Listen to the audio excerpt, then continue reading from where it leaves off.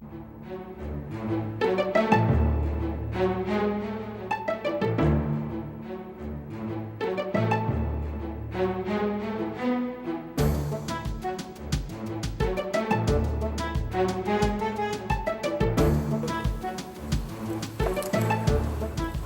and welcome to Cleveland Classic Cinema. Tonight's movie is 1958's Fiend Without a Face, directed by Arthur Crabtree.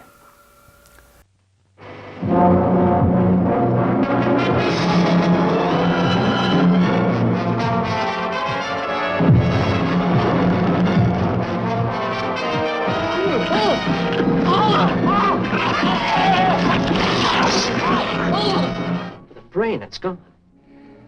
That's not all. The entire spinal cord is missing. But it's incredible. It's as if some mental vampire were at work. Does it come from another country or another world? This terrifying menace that G2 must destroy before it's too late. Image is fading, sir. There it goes again. Same trouble. How can they stop this invisible force whose only warning is a weird, blood-chilling sound?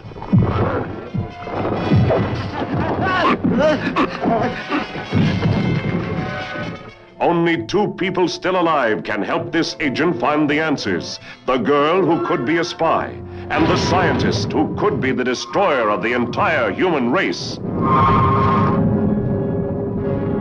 We're facing a new form of life that nobody understands. I believe it feeds on the radiation from your atomic plant, and that it's evil.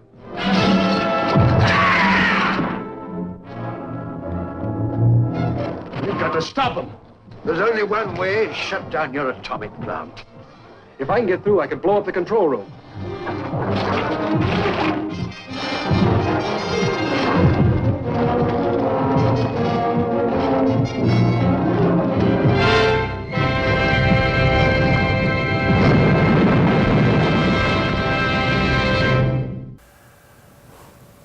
I heard a lot about this movie when I was a kid, but I never got the opportunity to see it until about 15 years ago. I saw a few tantalizing stills in my Monster Bible, Famous Monsters of Filmland, but that was about it. It was more than enough to set my imagination aflame, though. Disembodied brains with spinal columns and antenna? Cool!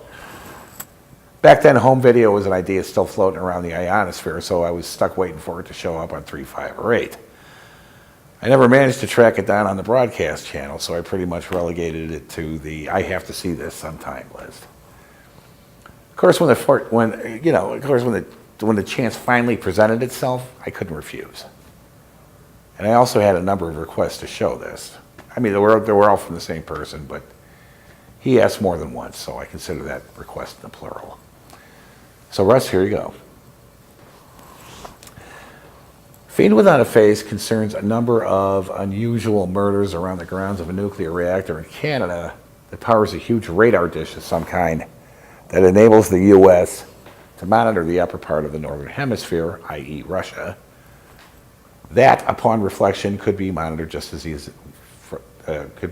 Alaska just as easily without the expense and danger of a nuclear reactor, but we'll skip that.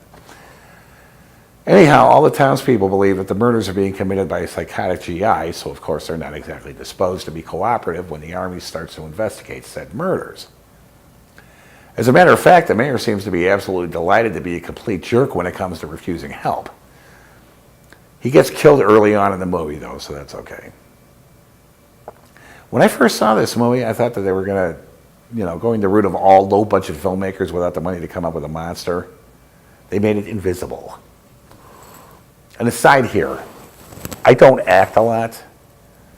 And to tell you the truth, I don't really feel like burning me to do it. But when a friend asks me to appear in something they're creating, I don't say no. I keep having this recurring nightmare that I agree to do a role wherein I have to be murdered by something invisible. And as a result, I have to grapple with something that's not really there. And I'll look like a bigger idiot than I usually manage to when appearing on screen. Anyway, whatever is killing everybody is doing it by strangling them and then sucking their brains out through 2 little holes at the base of the neck. Somehow it manages to get the brains out through these holes in one piece, which is akin to sucking a cantaloupe through a straw, but from the looks of things, Canadian brains are pretty mushy. At least that's the impression I got from the way the townies act. As usual in a movie like this, there's one stand-up American soldier determined to get to the bottom of this and clear the army, and he's played by Marshall Thompson, who regular viewers will remember from It, the Terror from Beyond Space. I always liked Marshall Thompson. He seemed like a guy, he seemed like a regular guy who kept finding himself in bad circumstances and always persevered. A little bruised and beat up maybe, but on top. There's something uniquely American about him. I can't put my finger on exactly what it is, but it's there.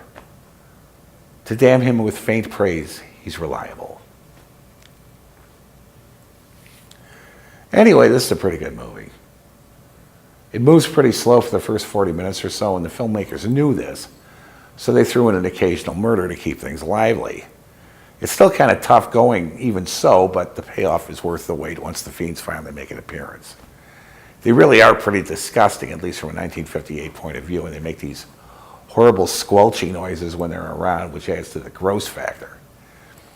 It's even better when they start getting shot, but I don't want to spoil the movie. The special effects in this film are really great. I've gone off before about CGI and in the way it's replacing practical effects, but there are still plenty of artists that still do physical effects and do them really well. I know a number of them. I consider myself privileged to call them my friends. Getting back to the original point, the effects in this movie are really great. They were created by a German special effects artist in Munich, K.I. Ruppel, and directed by Baron Florenz von Nordhoff. The Fiends have a lot of personality for stop-motion brains, and there are little flourishes all over the place, such as how they propel themselves with the spinal cords and use them to grip things. There's even stop motion when they're invisible, like when one of them cuts through a screen door. There's a great moment when one of them actually tries to blow out a dynamite fuse. According to the absolutely invaluable book by Bill Warren, Keep Watching the Skies, American science fiction movies of the 50s, from which I gathered quite a bit of information for this intro, von Nordhoff and Ruppel never did effects for another American film, which is unfortunate. Their work in Fiend Without a Face is stellar. James Marshall Thompson was born on November 27, 1925 in Peoria, Illinois.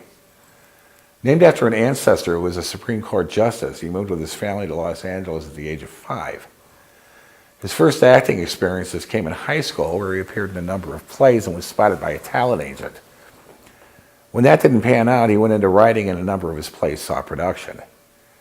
After enrolling at Occidental College, he switched his major from pre-med to drama and was rediscovered in 1944 while acting with the Occidental Players. He made good this time and was signed to a contract with Universal, appearing in his first credited role in 1944's Reckless Age. He appeared in 110 movies and TV shows over the course of his career, finally achieving stardom when he played Dr. Marsh Tracy in the TV series Daktari in the 1960s.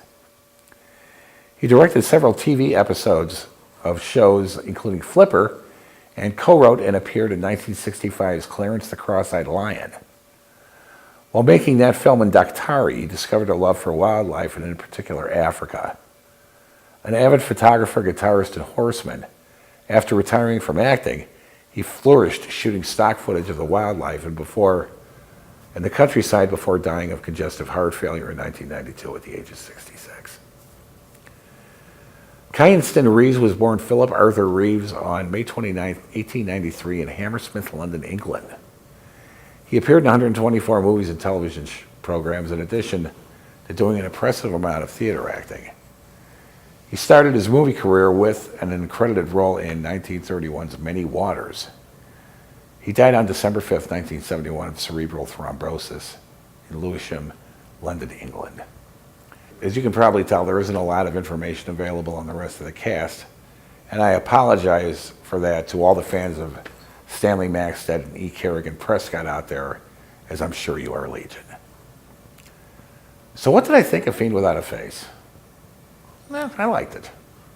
If I hadn't known prior to viewing it about the Fiends themselves, I'm not sure I would have been too pleased with it until they made an appearance. Come to think of it, I'm not all that pleased with it up until that point anyway. There's one scene in particular that bothers me. The scene where Major Cummings gets trapped in a mausoleum. It doesn't really make any sense in the context of the story, and he doesn't really find out anything useful during his little adventures, so I suspect the entire thing was just to pad out the running time of the movie, which it certainly does. Once the Fiends start to make an appearance and start getting blown away, however, it's enough to make me forgive quite a bit.